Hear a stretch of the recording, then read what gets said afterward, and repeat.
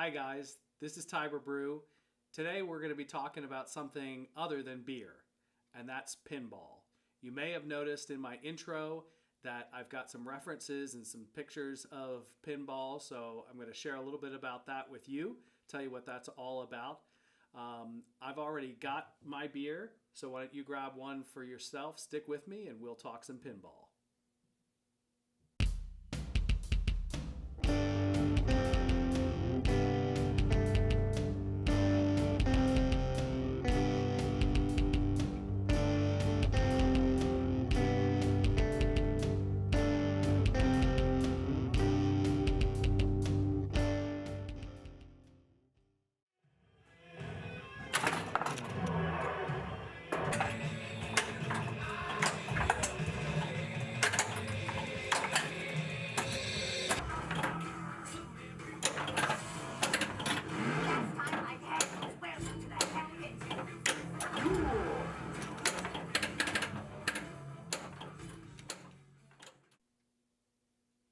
All right, so what's the link between pinball and beer?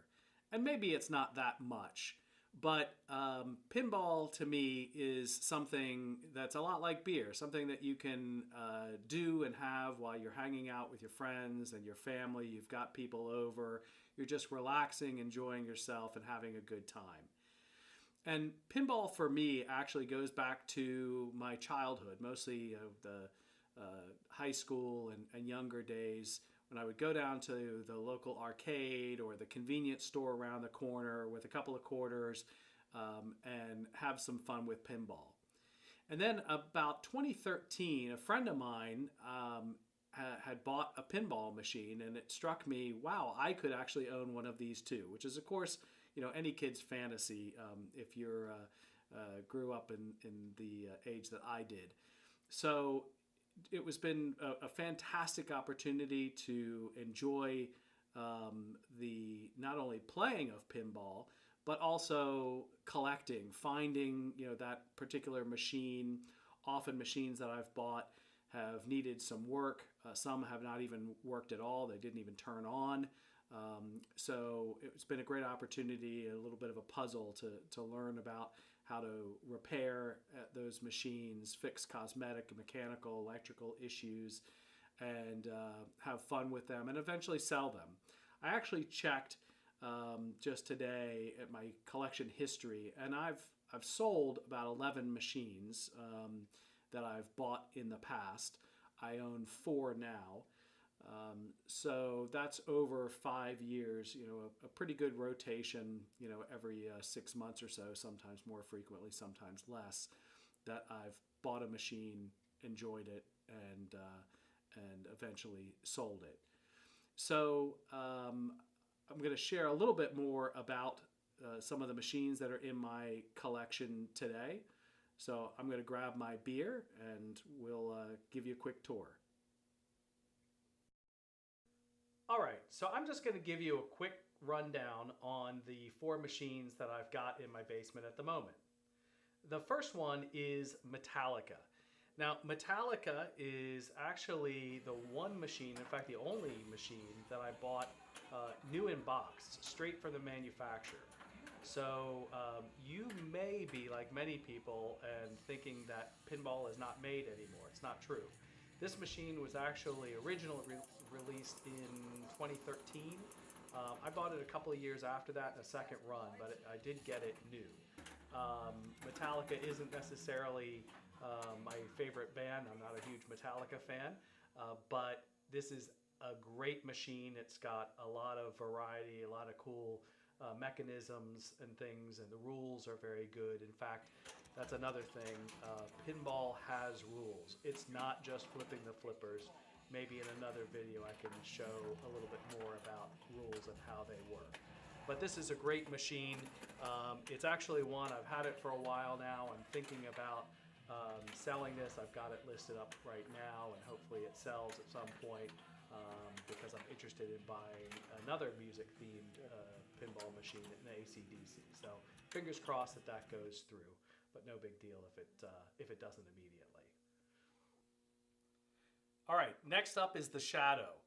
The Shadow is based on the movie that starred Alec Baldwin. In fact, what's interesting about this machine, this particular machine, is it's got an alternate back glass. So the original back glass had Alec Baldwin's face on it. So an artist actually created an alternate translate is what that thing's called in the back there. So you can get something that's a little cooler so you don't have to be looking at Alec Baldwin's face every time you step up to the pinball machine. This is a really great machine. It was built and initially sold in 1994.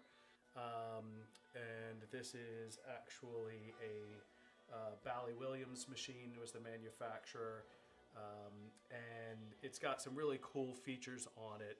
You'll notice that it actually has two buttons down here. It's a regular flipper button and then another button that controls a diverter on each of the two ramps. And that's used as part of your strategy and gameplay to kind of flip that and have the ball go down one way or another while you're playing.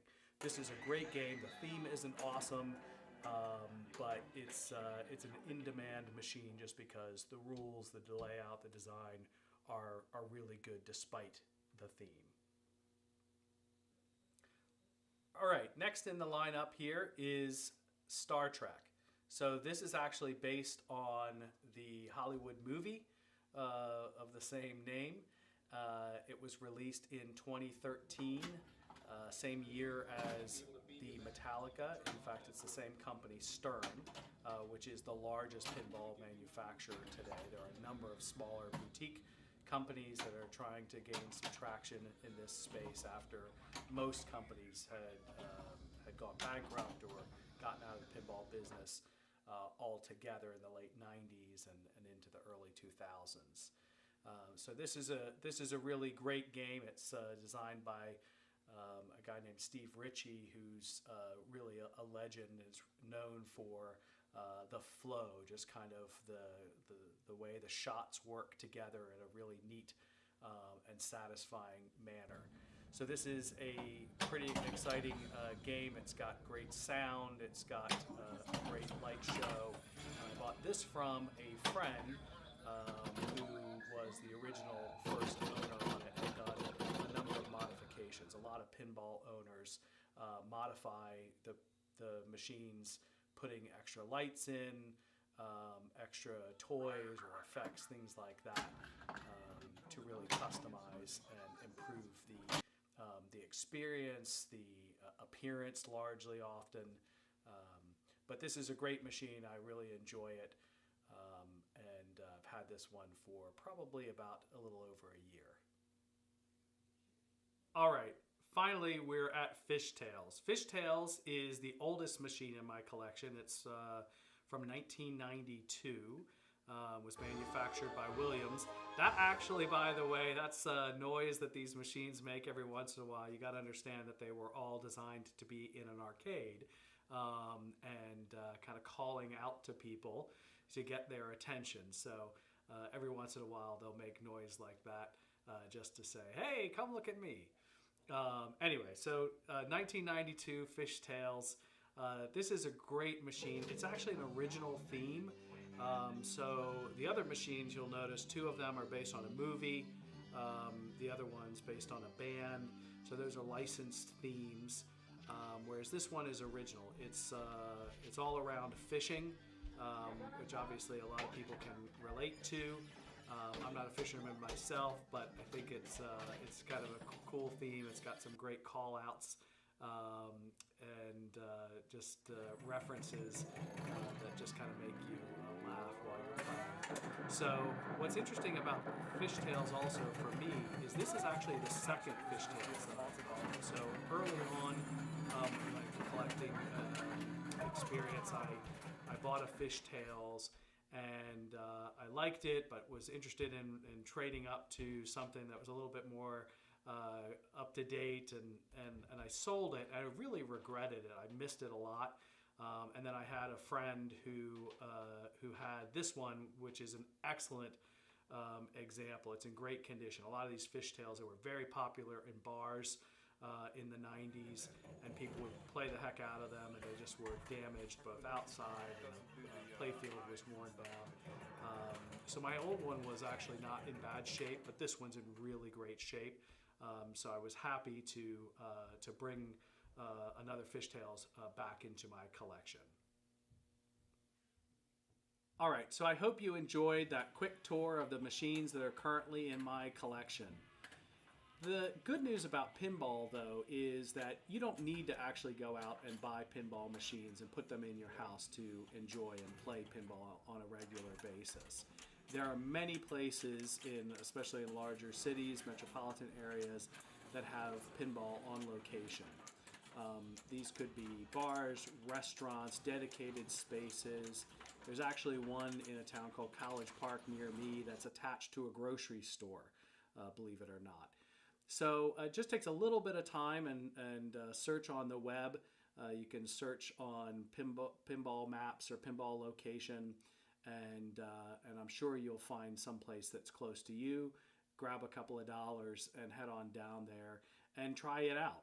So whether you're somebody who's nostalgic, like I was, to some of the experiences that they had when they were a kid, or you're just somebody who's going to be a first-time player, I think you're going to have fun. And if you can find some place that allows you to have a beer at the same time, even better. In the meantime, cheers.